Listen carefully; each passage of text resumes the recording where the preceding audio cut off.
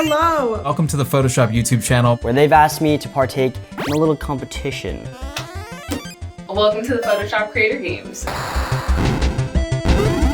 My name is Colt, and I'm a creator out in New York City where I make videos about cameras, tell stories about my life. My name is Kate Weinberg. I am a graphic designer. My name is Kimberly. I'm a set designer, model, photographer, etc. My name is Charley Pangus. I'm a full-time freelance graphic designer, and I'm known for my gritty style, but in this case, we're all given the same image to edit. To completely transform this image. I was like, what am I gonna do with this? We'll see where this goes. And we only have an hour to do it. Dang, not much time. I do think that this is going to test my creativity, but Adobe Photoshop has some powerful features. And I have faith in myself. Let's get started.